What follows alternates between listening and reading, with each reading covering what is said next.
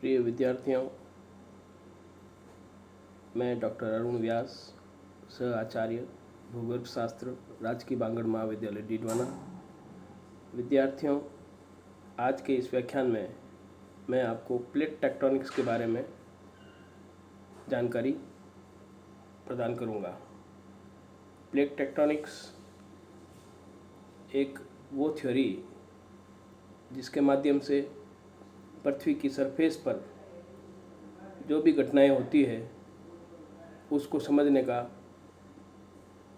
एक अच्छा सिद्धांत प्लेट टेक्टोनिक्स है। प्लेट टेक्टोनिक्स को समझने से पहले हम एक बार फिर से स्ट्रक्चर ऑफ द अर्थ यानी इंटरनल स्ट्रक्चर ऑफ द अर्थ के बारे में थोड़ी सी जानकारी वापस साझा करेंगे। The earth is made up of 3 main layers. जैसा मैंने पहले आपको बताया, पृथ्वी को 3 भागों में आंतरिक संरचना के रूप में बांटा गया है: कोर, मैंटल और क्रस्ट। सबसे भीतरी भाग को कोर, उसके ऊपर के भाग को मैंटल और सबसे ऊपरी भाग को, जिस पर हम लोग रहते हैं, उसे क्रस्ट कहते हैं। क्रस्ट जो है ये 2 प्रकार का होता है। जैसे मैंने पहले के व्याख्यान में भी आपको बताया, कॉन्टिनेंटल क्रस्ट और ओशनिक क्रस्ट। जो कॉन्टिनेंटल क्रस्ट है उसकी थिकनेस 10 से 70 किलोमीटर तक पाई जाती है, less dense then oceanic crust, और ये पुराना है ओशनिक क्रस्ट के मुकाबले में। ओशनिक क्रस्ट जो है उसकी एवरेज थिकनेस 7 किलोमीटर है। ये ज़्यादा डेंस होता है, इसलिए sinks under the continental crust, और ये कंपैरेटिवली यंग है।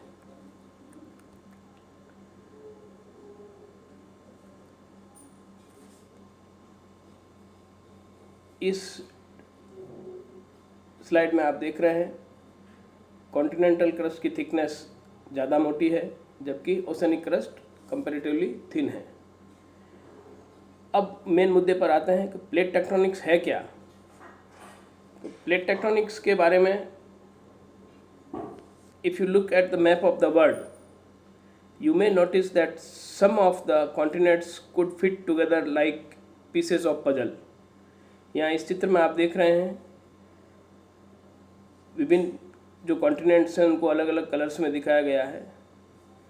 अब अगर आप इसको यहाँ पर, ये जो साउथ अफ्रीका है और ये जो यहाँ साउथ अमेरिका है, इस वाले पार्ट को अगर यहाँ लाके नज़दीक लाए तो ये आपस में इसमें फिट हो सकता है।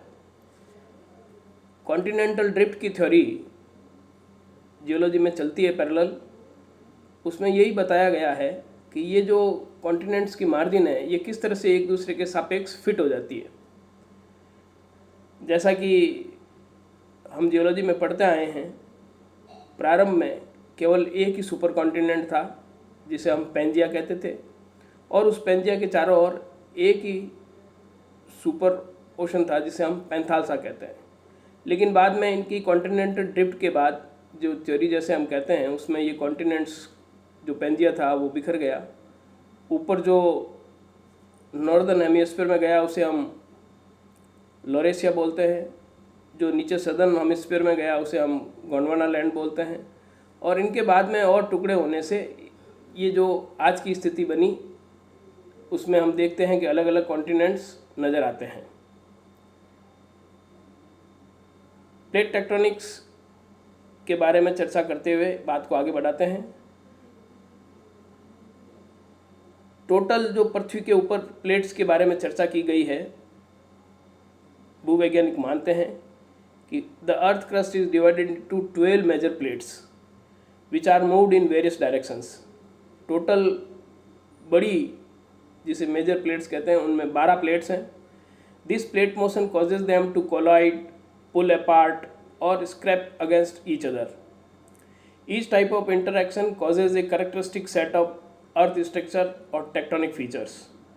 The word tectonic refers to deformation of the crust as a consequence of plate interactions. यानी जो टोटल 12 प्लेट्स हैं वो स्थिर नहीं हैं, वो मूव करती है और इनका जो मूवमेंट है वो 3 प्रकार का है। आप देखिए,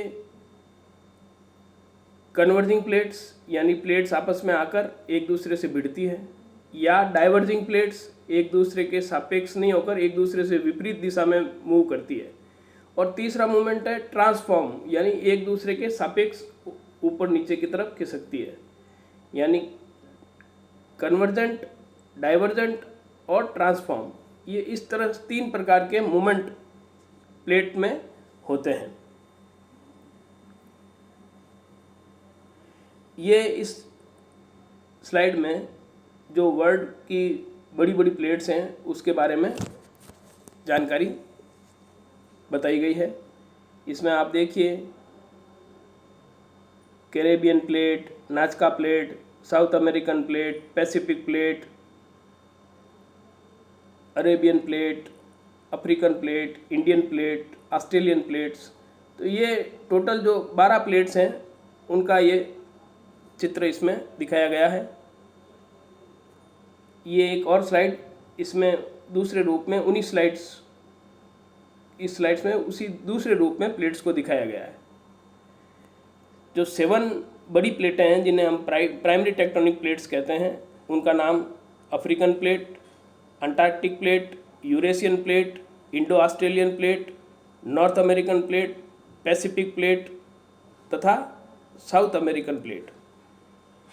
इन 7 मेन प्लेट्स के अलावा जो अन्य अदर इंक्लूड्स इंटरमीडिएट ग्रुपिंग, और उस ग्रुपिंग के आधार पर इनका नामकरण किया गया है। उसमें शामिल है Arabian plate, Caribbean plate, Cocos plate, Juan de Fuca plate, Nazca plate, Philippine sea plate and Scotia plate. ये बड़ी मेजर्स प्लेट्स हैं और ये जैसे मैंने आपको बताया एक दूसरे के सापेक्ष इनका 3 तरह का मूवमेंट होता है और ये स्टैटिक नहीं है, मूव करती रहती है। हालांकि इनका मूवमेंट का जो रेट है वो कुछ मिलीमीटर से लेके कुछ सेंटीमीटर पर ईयर तक का होता है। अब ये प्लेट किससे बनी हुई होती है? ये प्लेट जो है, अभी जैसे मैंने आपको पहले बताया, क्रस्ट, मेंटल और कोर 3 भाग पृथ्वी के हैं।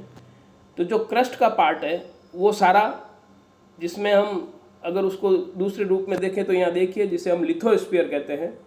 ये लिथोस्फीयर का डायग्राम, इसमें लिथोस्फीयर क्रस्ट का पूरा पार्ट और मेंटल का ऊपरी भाग। The lithosphere is made up of crust and the upper part of the mental. तो ये लगभग, दूसरे शब्दों में अगर कहें तो जैसे मैंने पहले कहा, लगभग 70 किलोमीटर तक क्रस्ट होता है। और अपर पार्ट ऑफ मेंटल का भी अगर इसको इसमें शामिल करें तो कुल मिलाकर लगभग 100 किलोमीटर तक का इनका मोटाई। तो जो प्लेट्स हैं वो ऊपरी 100 किलोमीटर तक की जो परत है जिसमें क्रस्ट और अपर पार्ट ऑफ मेंटल दोनों मिलते हैं, उससे मिलकर बनी होती है। तो ऊपर वाला भाग जो लिथोस्फीयर है और मेंटल का जो ऊपरी भाग है उसे हम एस्थेनोस्फीयर बोलते हैं। तो लिथोस्फीयर और एस्थेनोस्फीयर, उसका ऊपरी पार्ट मिलकर प्लेट बनाते हैं।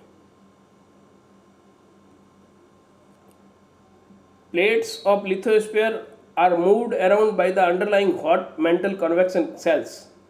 अब ये जो प्लेट है, अभी आपको बताया कि ये मूव करती रहती है, तो इनको मूव करने के लिए फोर्स कहाँ से मिलता है?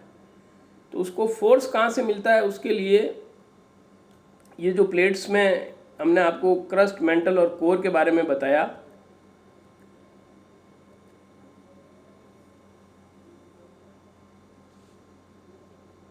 एस्थेनोस्फीयर के नीचे मेंटल का जो पार्ट है उसमें नीचे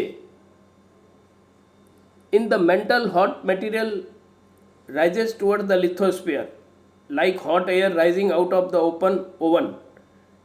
Ever opened an oven door and felt the blast of hot air coming past your face?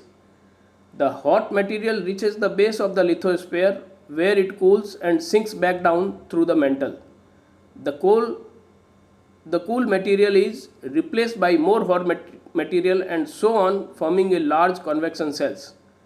तो नीचे से ये ऊपर की तरफ हॉट मोल्टन मटेरियल आता है और लिथोस्फीयर के बेस में आता है, वहाँ आकर फिर ठंडा होता है।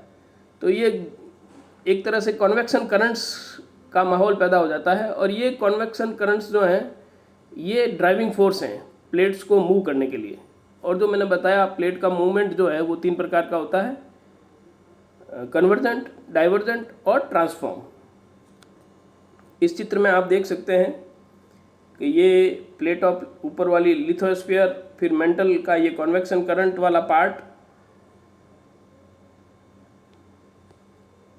यहाँ पर ये कन्वेक्शन सेल्स, ये कोर, ये आउटर कोर, यहाँ से हीट ऊपर की तरफ चलती है, यहाँ लिथोस्फीयर के पास आकर वापस कूल डाउन होती है।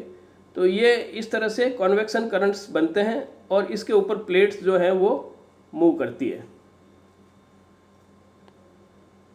अब 3 टाइप्स का जो मैंने आपको प्लेट बाउंड्रीज दे हैं उनके मूवमेंट के आधार पर, पहले देखिए आप, ये डाइवर्जेंट, ये कन्वर्जेंट और ये ट्रांसफॉर्म। डाइवर्जेंट में आप देखिए प्लेट एक दूसरे के विपरीत दिशा में मूव करती है। कन्वर्जेंट में प्लेट्स जो है वो एक दूसरे के सापेक्ष मूव करती हैं, और ट्रांसफॉर्म में एक दूसरे के अगल बगल में मूव करती है। ये 3 प्रकार की प्लेट बाउंड्री होती है, डाइवर्जेंट, कन्वर्जेंट और ट्रांसफॉर्म। डाइवर्जेंट बाउंड्रीज में क्या होगा, as plate move apart new material is erupted to fill the gap. जब 2 प्लेट एक दूसरे से विपरीत दिशा में जाएगी तो गैप बनेगा, जगह होगी, और उससे नीचे से जो मैग्मा है वो कम आउट बाहर सरफेस पे आएगा। तो इस तरह से डाइवर्जेंट बाउंड्री के सापेक्ष आप देखते हैं कि माउंटेन बिल्डिंग का प्रोसेस चलता है। इस चित्र में हमने आपको ये समझाने की कोशिश की है। इसमें आप देखिए कि किस प्रकार से डाइवर्जेंट बाउंड्री का फ्लो चार्ट बता के ये मटेरियल बाहर आता है, और डाइवर्जेंट बाउंड्री के सापेक्ष किस तरह से गैप के सारे नया मटेरियल इरप्ट आउट होता है। अब ये इस डायग्राम में आप देखिए एज ऑफ ओशनिक क्रस्ट। जैसे मैंने पहले आपको बताया, age of oceanic crust, continental crust जो है वो पुराना है, और ओशनिक क्रस्ट जो है वो कंपैरेटिवली यंगर एज का है। और जो ओशनिक क्रस्ट में ओल्डेस्ट जो है वो इसमें जो ब्लू लाइंस में दिख रहे हैं, ये वाले पार्ट, ये वाले, ये ओल्डेस्ट हैं, और ये जो रेड दिख रहे हैं वो कंपैरेटिवली यंगर हैं। तो ओल्डेस्ट जो ओशनिक क्रस्ट है उसकी आयु लगभग 200 मिलियन ईयर्स के आसपास आंकी गई है, जबकि कॉन्टिनेंटल क्रस्ट में बिलियन ईयर्स में अगर अपन बात करें तो कनाडा में कुछ चट्टानें ऐसी हैं जो 3.5 बिलियन ईयर्स से भी पुरानी हैं। तो oceanic crust comparatively younger age का है। अब इस चित्र में आप देखिए आइसलैंड जो है वो an example of continental rifting. Iceland has a divergent plate boundary running through its middle. Divergent plate boundaries के कारण आइसलैंड बना है।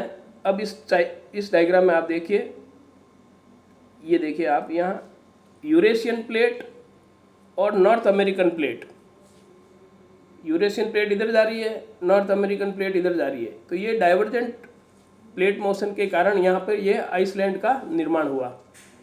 तो इस तरह से प्लेट मोशन के आधार पर हम समझा सकते हैं चीज़ों को, किस तरह से आइसलैंड का निर्माण हुआ।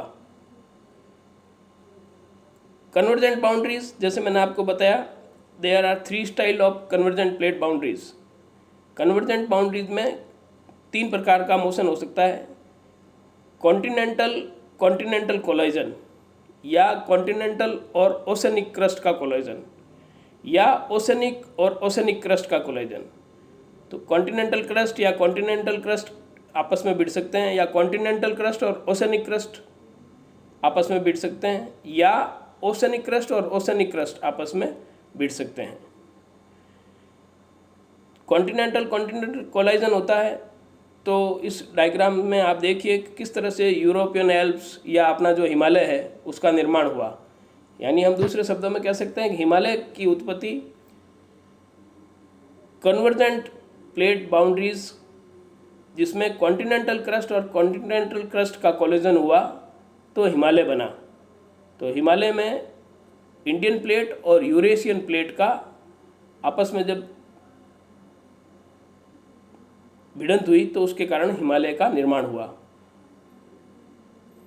ये देखिए, इस डायग्राम में हमने आपको समझाने की कोशिश की है। ये इंडियन प्लेट, इसके ऊपर यूरेशियन प्लेट और दाएं बाएं अरेबियन बर्मा प्लेट, सुंडा प्लेट, नीचे ऑस्ट्रेलियन प्लेट। किस तरह से इंडियन प्लेट का कॉन्फ़िगरेशन अपने सापेक्ष दूसरी प्लेट के साथ में है, ये इस स्लाइड में हमने बताने की कोशिश की है। ये इस डायग्राम में आप हिमालय की उत्पत्ति कैसे हुई, इसमें आप देखिए, ये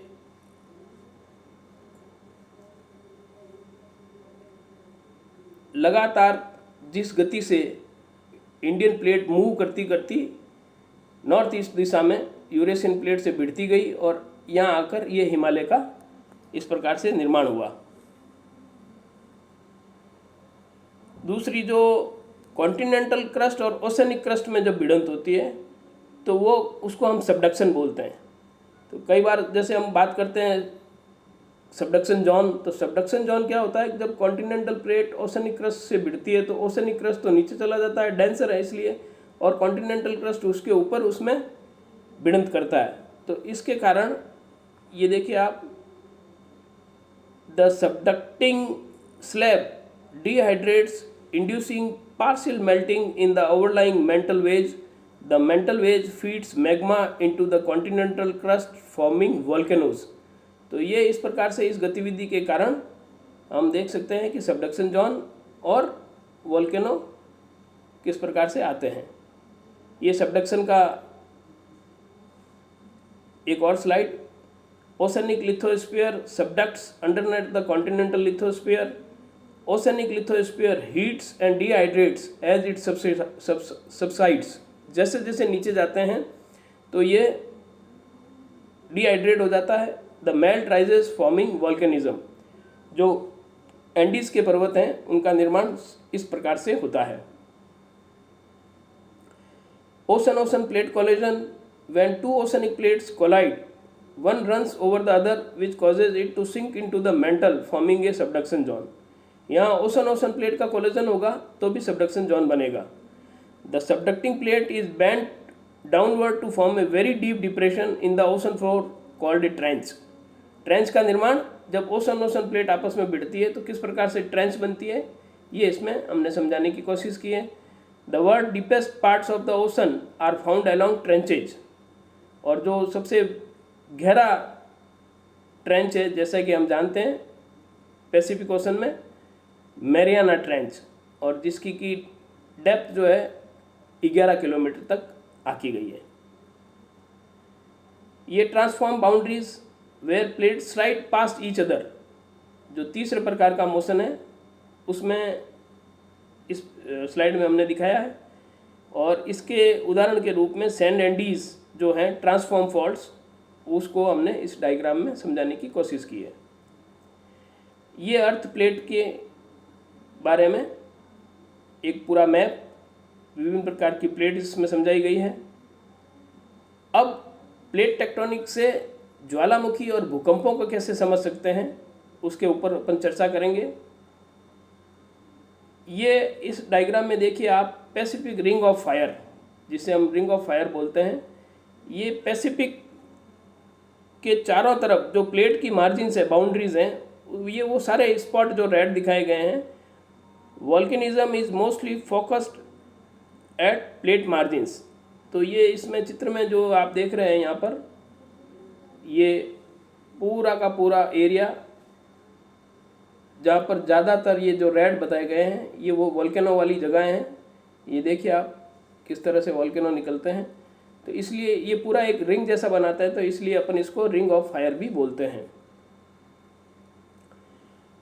सबडक्शन, रिफ्टिंग और हॉट स्पॉट, ये वॉल्केनोज बनाने के लिए रेस्पॉन्सिबल है।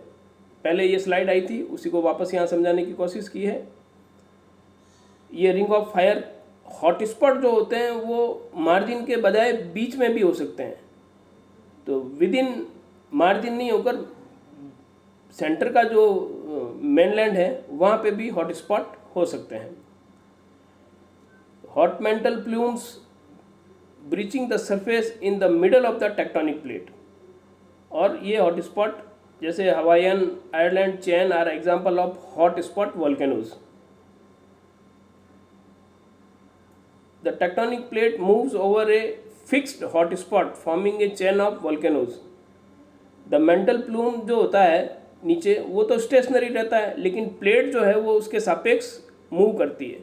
तो हम देखते हैं कि the volcanoes get younger from one end to other. इसमें भी आप देखिए इस डायग्राम में इस तरह से दिखाया गया है कि पहले आप देखिए यहाँ पर सी लेवल, फिर सी माउंट्स, फिर इरोडेड वोल्केनिक आइलैंड्स और फिर एक्टिव वोल्केनो आइलैंड। ये राइजिंग मेंटल प्लूम जो हॉट स्पॉट है उसके ऊपर ये एक्टिव वोल्केनो आइलैंड दिखाई दे रहा है। इसी तरह से जो भूकंप हैं वो भी प्लेट टेक्टोनिक्स के साथ किस तरह से एक्सप्लेन किए जा सकते हैं उसके बारे में हम चर्चा करेंगे। As with the volcanoes earthquakes are not randomly distributed over the globe. इस चित्र में भी आप देखिए कि ये जो ब्लैक स्पॉट्स में जो डॉटेड सिग्नेचर्स हैं वो सारे वो जगह हैं जहाँ पर अर्थक्वेक प्रोन एरियाज हैं। At the boundaries between plates friction causes them to stick together. When built up energy causes them to break, earthquake occurs। जितने भी प्लेट मोशंस हैं, जब प्लेट आपस में एक दूसरे के सापेक्ष मूव करती हैं तो वो जो एनर्जी एक्यूमुलेट हुई होती है उसको जगह मिल जाती है रिलीज होने के लिए, और जिसको हम अर्थक्वेक के रूप में पहचानते हैं। ये figure showing the tectonic setting of earthquake. किस तरह से इसमें आप देखिए कि ट्रेंच कन्वर्जेंस के कारण, ओशन रिज डाइवर्जेंस के कारण, ट्रांसफॉर्म फॉल्ट, तीनों प्रकार के जो मोशन हैं वो इसमें दिखाए गए हैं। तो यहाँ इसमें सेलो अर्थक्वेक और डीप फोकस अर्थक्वेक दोनों दिखाए गए हैं। जो स्टार के रूप में दिखाए गए हैं वो सेलो अर्थक्वेक, यानी उनकी जो ओरिजिन होता है नीचे फोकस वो 10 से 50 किलोमीटर नीचे तक होता है, और डीप फोकस अर्थक्वेक में जब उनका फोकस जो है हंड्रेड्स ऑफ किलोमीटर्स डेप्थ पे पाया जाता है। अब इसको पूरा हम समअप करते हैं प्लेट टेक्टोनिक्स को। The earth is made up of 3 main layers, जैसे हमने पहले कहा, क्रस्ट, मेंटल और core. On the surface of the earth are tectonic plates that slowly move around the globe. जो ये प्लेट्स हैं 12 और उसके अलावा कुछ अन्य प्लेट्स भी हैं, वो मेंटल के ऊपर मूव करती रहती है और उसके लिए कॉन्वेक्शन करंट्स उनको ड्राइविंग फोर्स होता है। Plates are made up of crust and upper mantle. जैसा मैंने कहा, लिथोस्फीयर और एस्थेनोस्फीयर का ऊपरी भाग मिलकर प्लेट्स बनाते हैं। There are 3 types of plate boundaries, convergent, divergent और transform. Volcanoes and earthquakes are closely linked to the margin of the tectonic plates. तो इस प्रकार से हम प्लेट टेक्टोनिक्स और प्लेट टेक्टोनिक्स के माध्यम से mountain building, trench building, earthquake, volcanoes, सारी फिनोमिनास को हम प्लेट टेक्टोनिक्स के माध्यम से समझाने की इस व्याख्यान में हमने कोशिश की। This is what all about plate tectonics.